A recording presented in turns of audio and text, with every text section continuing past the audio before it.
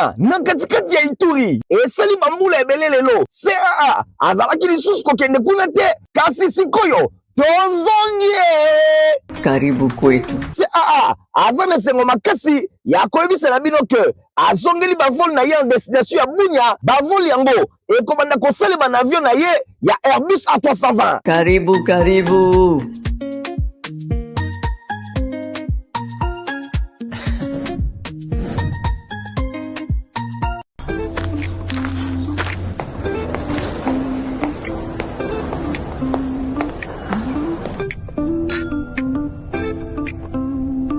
Reprise ya vol CAA na Kolwezi et zongi déjà à partir le 13 avril 2026. Bon réserver déjà ba place na bino.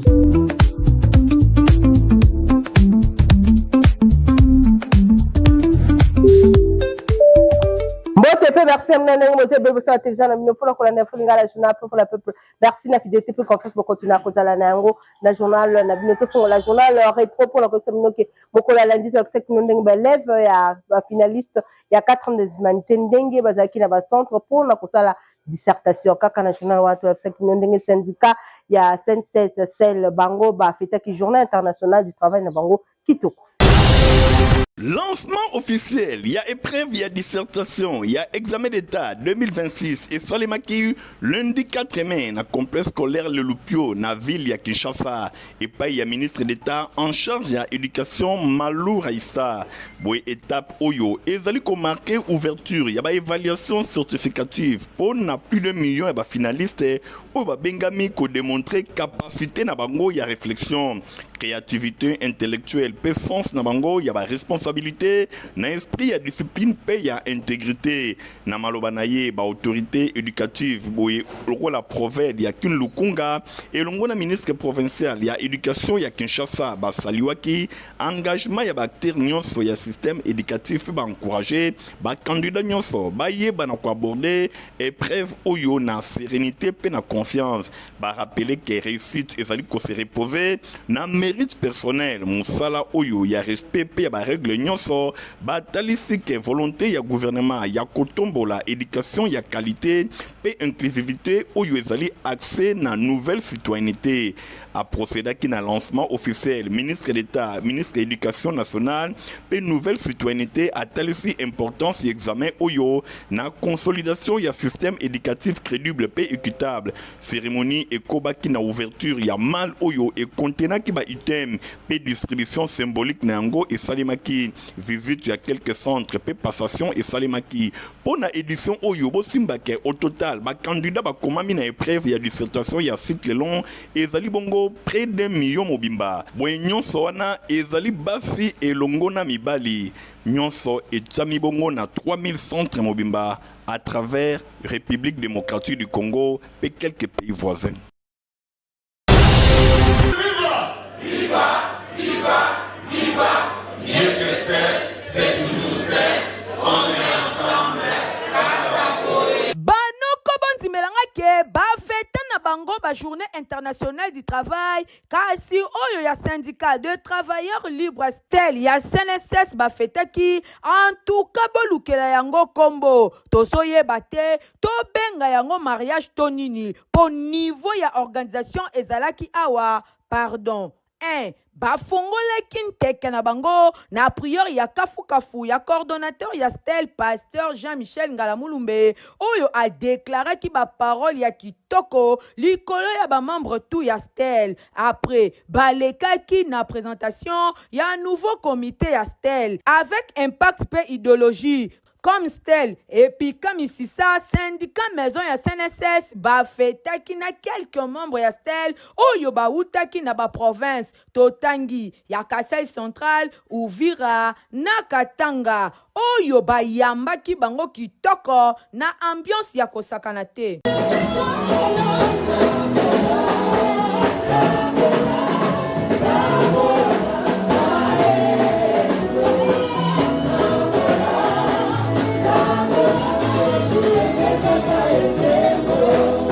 Malgré ambiance et ezalaki niata moninga senga pardon yango empêchaki te coordonnateur ya Stel pasteur Jean-Michel Ngalamulumbe bakiselaka l'homme sage intègre coach epai wapi azwaki maloba kuna akochaki bamembre nyonso ya Stel pepele ke babatela musala po baninga ebele oyo batangana bango bazwa grâce ya kosala na CNSS te talatina esengeli batravaye kitoko pe makasi po bazwa retraite moko honoré sur place na occasion bapesaki bakado na 3 retraités ya Stel CNSS na micro ya Info Lingala coordonnateur ya Stel Jean-Michel Ngalamulumbe alobaki boye tozotombela batravailleur nyonso mokolo elamu osenga moko na moko amitia véritablement na musala pour le développement ya mboka na biso soki mosala eza te production ezali te soki production ezali te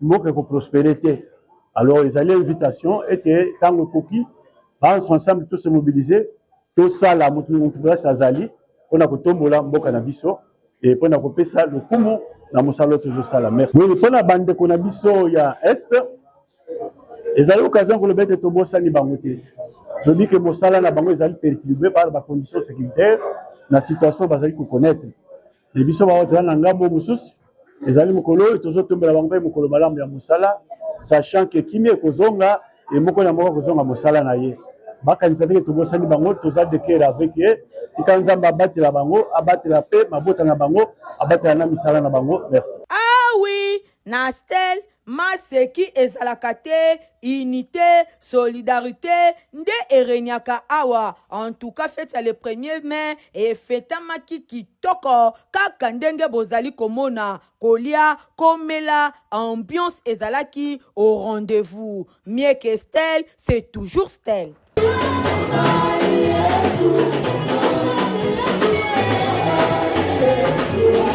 Le journal mardi 3 le Premier ministre Madame Judith Suminwa Tuluka y a lancé qui table ronde sur le défi de l'aménagement du territoire. Kaka le journal le député membre du Parlement panafricain va participer à l'élection à un nouveau bureau. Premier ministre Judith Suminwa a procédé lundi à lancement de la table ronde. Il y a une concertation pour le défi de l'aménagement du territoire dans la République démocratique du Congo. Cérémonie Oyo et mobilisé qui acteurs et belé y a vie publique parmi bango ba parlementaires ba membres du gouvernement central ba gouverneur et ba province ba ministres provinciaux en charge de aménagement du territoire ba au cadre et administration publique pe ba autorité traditionnelle et longo ba partenaires techniques pe financiers na initiative ya ministère ya aménagement du territoire ba assise Oyo ezali kotalisa volonté ya gouvernement Suminwa ya proposer ba base ya politique nationale cohérente intégrée pe durable dans le secteur Oyo. Namalobanaye, ministre de l'aménagement du territoire, Jean-Lucien Boussa, a fixé feuille de route et les travaux et la table ronde Oyo. Et ils sont censés identifier les priorités à court terme, planifier et affecter l'espace selon la vocation économique et sociale bien définie. Yango et garantir utilisation rationnelle et équilibrée, durable et espace national.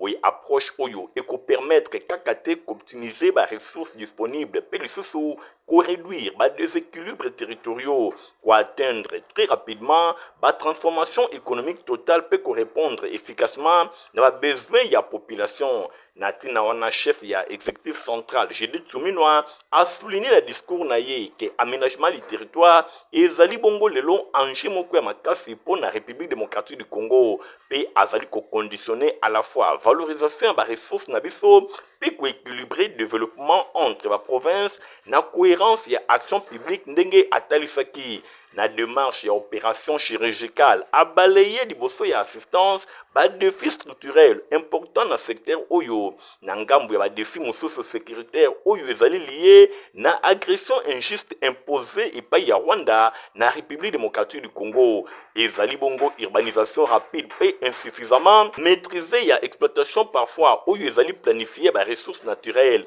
ba difficulté Oyo ezwami na matière ya gestion foncière pe pression démographique Oyo ezali kokola gouvernement azali kopesa moyen ya kokoma na niveau wana ba échange malonga elongo na bactères bazali concerné nyonso ekoleka na milulu Oyo Premier ministre consciente à Angers Oyo a rappelé décret numéro 26/09 il y a le 30 mars 2026 Oyo Ezali Kolobela création il y a Conseil national et aménagement du territoire. Oui, désormais un coup accélérateur et pessamine pour nous impulser le développement économique Yamboka durant 2 jours ensemble acteurs institutionnels, techniques et politiques bako réfléchir pour un diagnostic oyo bako partager vision moko commune. Judith Suminwa a précisé que initiative oyo ezwami na vision ya chef de l'État Félix Antoine Tshisekedi Tshilombo oyo alingue transformation structurelle Yamboka et à la priorité intégrée dans programme d'action ya gouvernement. Table ronde oyo ezali kosaligner na orientation ya programme d'action ya gouvernement 2024-2028 oyo ezali ko consacrer aménagement du territoire local à instrument moko stratégique pour assurer meilleure connectivité et ko réduire la disparité régionale et ko tombo la développement équilibré ndenge premier ministre asokisaki koloba. Mercredi, tu as le sénateur Bazaki la séance plénière kaka na journal wa tolse no ministère et aménagement du territoire bango organiser qui table ronde un peu ba défi sur l'aménagement du territoire dans la République démocratique du Congo. Vice-premier ministre, ministre économie nationale Daniel Mukoko Samba ya yamba ki délégation opérateur pétrolier ya Ituri.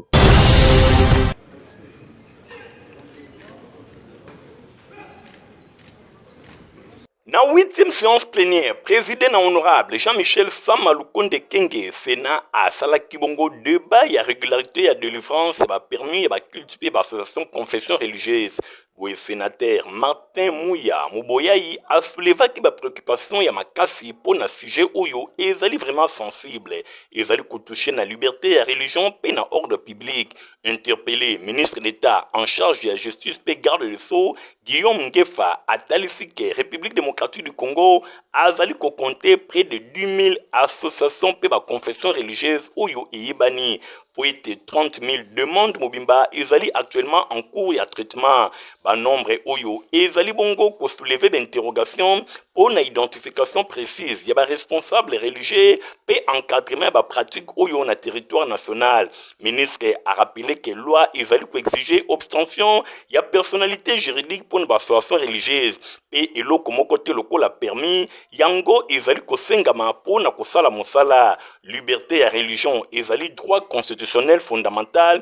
Yango ikoki kopekisate ba circonstances exceptionnelles. Mingi vraiment na ka ya menace ya ordre public. Question ya fou ya indemnisation ba victime agression ougandaise yango pe ezalaki évoqué dans séance plénière. Pour la question orale oyo avec débat sénateur Patrice Mpungwe Mbuyu ye adressé ki yango na ministre ya enseignement supérieur universitaire pe recherche scientifique pe innovation technologique madame Marie-Thérèse Sombo Ayane Safi Mukuna ye atalisi que yango eza na question ya politique nationale ya pour améliorer qualité ya enseignement na République démocratique du Congo na ba réponse appropriée yango et pesamaki pour na ba préoccupation nyonso na ba moyen de défense ministre ya ici insista ki makasi na ba différentes mesures oyo izomaki na gouvernement pour na ko mema ba solution na makambo etali ba effort déployé pour na ko améliorer ba conditions de travail ya apprentissage na ba secteur ya enseignement supérieur pe universitaire auteur ya question oyo sénateur Patrice Pungwe Mbuyu a formulé une série de recommandations oyo ekozala adopté na plénière avant epesama na ministre ya ici plénière oyo qui na lumière ba enjeu autour ya régulation de pratique religieuse pe nécessité ya encadrement légal clair pour na ko prévenir na ba dérive nyonso.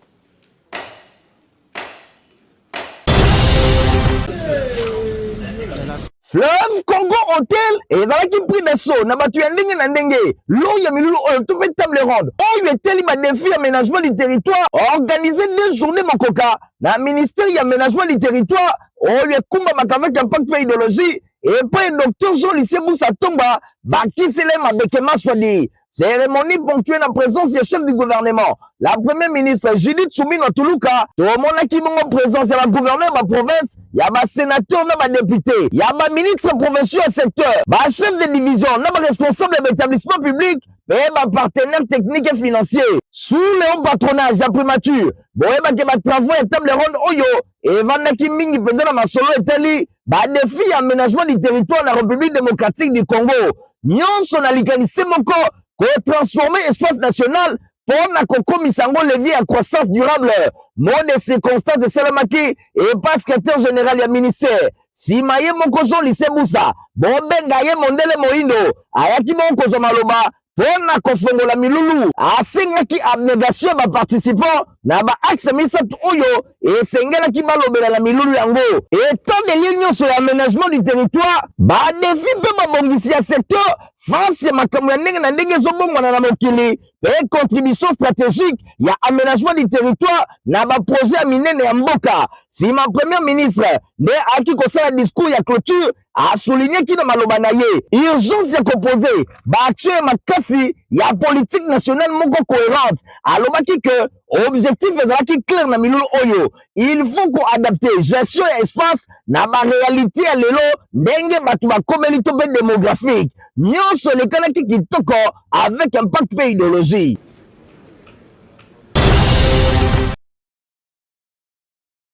Na suite ya demande ya audience ya pétrolier ya province ya Ituri oyo bazali soutenir la Fédération des entreprises du Congo nde vice-premier ministre et ministre en charge de l'économie Daniel Mukoko Samba ayambaki lundi 4 mai 2026 délégation ya opérateur pétrolier ya Ituri ba échange na bango et salimaki na présence ya kokis ya ba député pe ba sénateur ya province oyo et portaki mingi na oyo etali ba difficulté liée na application ya ba nouvelle structure ya ba prix ya ba produits pétroliers na partie est ya République démocratique du Congo. Boye na masolo na bango vice-premier ministre a rappelé ki bango importance ya dialogue et longo na ba opérateur économique pour na retrouver ba solution oyo ezali adapté ye asulina ki pe lisusu malgré contexte international oyo ezali marqué na ba tension pe ba ajustement ya ndenge na ndenge oyo ezali bongo nécessaire pour na ko améliorer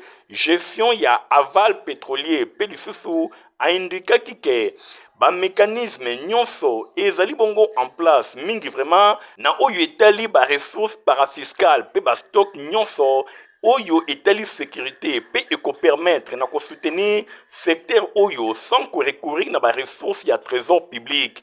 Boye ba conclusion ezalaki arrêté eko permettre mise en œuvre ya structure ya ba prix oyo mingi koluka ko réaménager pe ko adapter ba réalité ya zone est pour na structure oyo ba prix ndenge ezali confirmé na arrêté ministériel oyo ezalaki signé yango ekotaki en vigueur le 5 mai 2026 yango ezali ko viser ko faciliter réapprovisionnement ya ba consommateur na ba produits pétroliers mingi penza na zone est.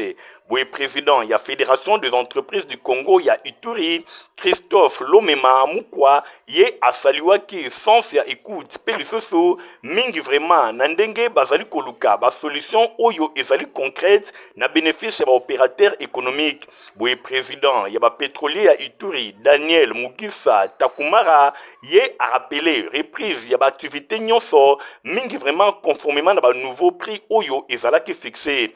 Boye gouvernement ya République azali kotalisa engagement na ye pour na stabiliser ba prix pour soutenir ba opérateur économique na kolukaka ko protéger pouvoir d'achat ya population. La raison d'être ici, nous avons constaté chez nous avec la dernière structure des prix signée par le ministre de l'économie, on a constaté que un grand nombre de camions sont stockés chez nous, à Aru et à Mahagi, dans les douanes. Alors, c'est la raison qui nous a poussé à venir voir son Excellence le vice-premier ministre et ministre de l'économie pour que la situation soit décatée. Comme on a vu que ça constitue déjà un danger et pour la population et un manque à gagner important pour l'État congolais. Nous étions reçus par le vice-premier ministre, le ministre de l'économie nationale. Il a revu à la baisse les structures de prix, qui nous a fait beaucoup aimer parce que ce n'était pas facile. On s'est déplacé parce qu'il y a plus de 500 camions stationnés plus de 2 semaines. À cela, nous remercions. En tout cas, le vice-premier ministre et le ministre de l'économie nationale pour le travail a bâti un excellent travail. Et je demande aux pétroliers, à partir de demain, le ministre va revoir la structure de prix à la baisse. D'ici quelques minutes, il sera publié. Et je leur demande de déclarer leurs produits et de respecter aussi la structure de prix à partir de demain que nous allons revenir à la baisse. Jeudi, tu as accès à un point de presse qui est organisé et par le chef de l'État Félix Antoine Tshisekedi Tshilombo kaka la journal voilà tu as accès honorablement tu es né à Salaki Bongo de centre dans 3 quartiers na Selembao. Il y a les hommes politiques, femmes politiques, et les hommes d'État, femmes d'État. Connaissez-vous la différence entre les deux? L'homme politique pense aux prochaines élections, l'homme d'État pense aux prochaines générations.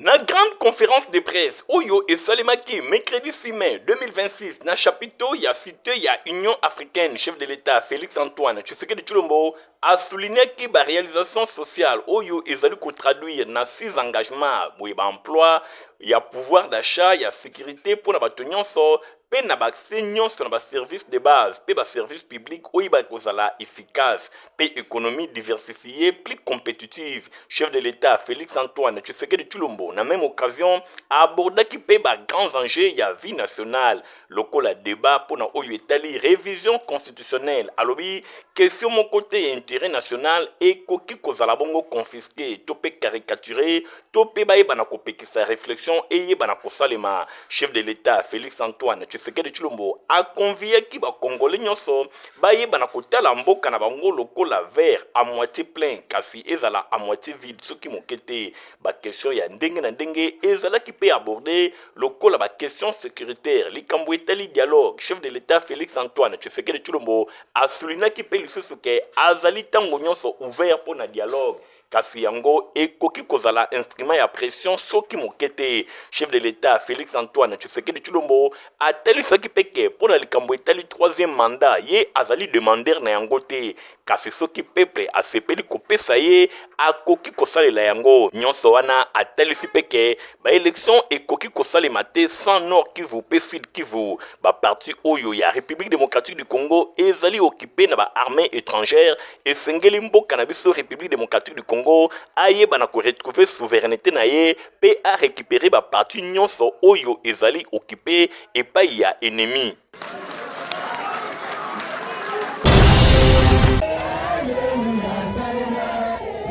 Week-end ezalaki trop chargé pour na élu ya Selembao honorable Mao Twene di Papa Selembao pe oyo azali au cadre ya parti politique babengi Alliance des Congolais progressistes ACP na mokuse parti cher ya sénateur Gentini Ngobila Mbaka na cadre ya korinamiser ba parti na bango pe ko projeter 4 ans d'existence na bango ya ACP nde natina wana le responsable Papa Selembao pe au cadre ya ACP honorable Mao Twene atambolaki na 3 quartiers mobimba ya commune ya Selembao totangi cité verte ngafani kuna lisolo ezalaki kaka moko pona recrutement ba membre pe kotalisa bango ba effort oyo ezali kosalema pe oyo esalema epai ya sénateur Gentini Ngobila Mbaka na tête ya ACP pendant 4 ans. Au cadre il y a ACP, il y a sénateur Gentini Ngobila, membre du bureau politique de ACP, avec fonction Oyo Nasanango, Nazo Pesayo, les lots formulaires. Il y a qu'à remplir pour la 30 personnes Nayo Oyo. Aux représentés au Bazali Awa.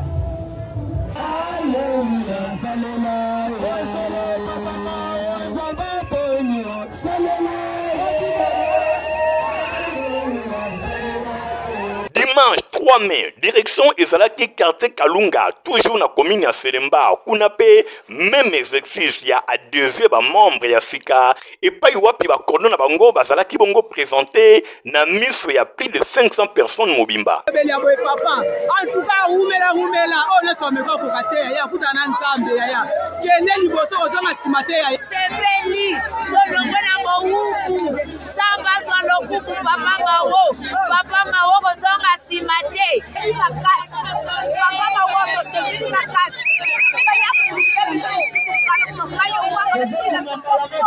Oh bah y'a ma cause à biso, la petite moni ya biso nde yeyo ye moko pe honorable maotweni alobaki boye na mikro ya Infolinga tindami ya autorité morale na biso mwana mboka sénateur Gentini Ngobila toyaki lelo mpona kosala oyo asengi biso biso baso ba camarade na ye ya ACP mpona oyo etali ko redynamiser parti na biso ACP, c'est-à-dire kolamusa yango. Et lelo toyaki na Kalunga mpona koya ko-installer ou bien ko-investir, bien ko-introniser etuluku ya bakordon oyo babotami sika banimi bazala bacadre ya ACP ko-créer to bakreaki déjà banoyo na bango ya 30. Et là tozaki en face ya présentation na bango accompagné na ba 30 na bango wana. Ah oui, bosimba ke mission oyo ya au cadre ya parti politique ACP ya honorable Gentini Ngobila Mbaka, honorable Maotweni ekokoba na commune ya Selemba Mobimba na tina ya kopesa commune ya Selemba Mobimba na maboko ya sénateur Gentini Ngobila Mbaka. Vendredi, tu as le conseil d'administration et OGFRAM, les équipes en Afrique du Sud, particulièrement la Johannesburg, na Captain Pont, na Likambo Italie, projet sec, ya Katsumba, Saka, Canada. Délégation Longwa Kibongo na Kinshasa pour la mission stratégique na Afrique du Sud, na Johannesburg et puis na Captain. Délégation MMA qui est pas Adolphe Amisi Makutano marquant étape monko décisif na relance ya projet ya port sec ya Kasumbalesa na impulsion ya président de la République Félix Antoine Tshisekedi Tshilombo conformément na orientation ya vice-premier ministre de la transport Jean-Pierre Bemba mission oyo et s'inscrire na dynamique ya concrétisation ya grand projet structurant ya mboka. Conseil d'administration GFRAM et Antamaki Benchange na consortium Yeto Stone partenaire clé ya projet. Après Bamboula et Belé ya Kozela projet et Kotimbala moko en vigueur na phase concrète pour la réalisation. Bo simba que science de travail oyo et permettre ba clarifier ba mécanisme ya gestion ya projet peut identifier ba dernière exigence administrative avant démarrage effectif ya ba travaux.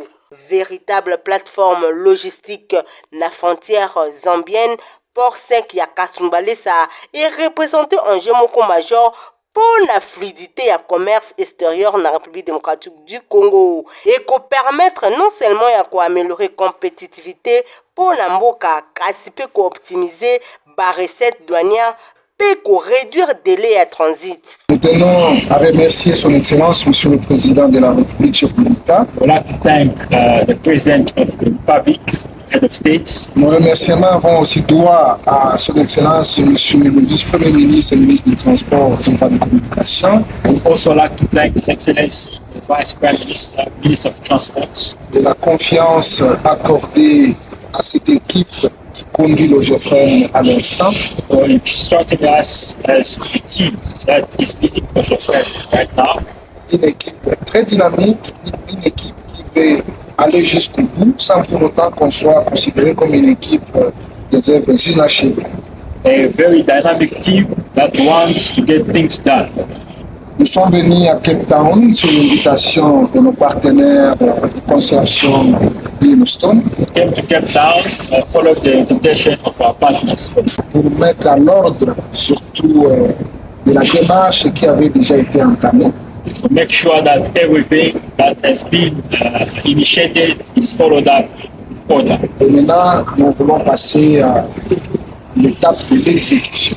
Now we are ready to move to the phase of execution. Il fallait que nous puissions avoir le même entendement. So we wanted to make sure that we have the same understanding. Pour que les choses puissent démarrer à une vitesse voulue par nos autorités. So that things can go fast as our authorities want. Vraiment, un grand merci à tout le monde et à mon équipe. L'ambition claire ya ko accélérer matérialisation infrastructure oyo au terme ya mission stratégique na Afrique du Sud. Délégation au GFRAM bazonga ki na Kinshasa na contexte oyo performance logistique et komi bongo réel pour ce qui a kasumbalesa eza lisusu ambition ya mosika te kasi et komi réalité en marche. Vous avez que belle pona kolanda retro ya mfo lingala siko sepela kinango pesa merci na Igor Ntingi Matomi na zaki bongo na sima ya caméra héritier mapinde mi ya superviseur ki yango montage sima ki pa Christian Kangebin. Voilà une autre option de rendez-vous. Nicolas Koya, au revoir, bye bye. Ezando tote, ezando réalité. CAA, compagnie africaine d'aviation, Fumu. Pas de temps mort, namasolo ya mapata. Rafale toujours, botu nangani niye, number 1 ya mapata. CAA, azongisi bavol na ye na bunya. Déjà, le 20 avril, Oyo, Bosepela, Kinshasa bunya, 3 fois par semaine. Veut dire lundi, mercredi, et samedi. Bavol Oyo, et kozala effectué na Airbus A320. Karibu, karibu.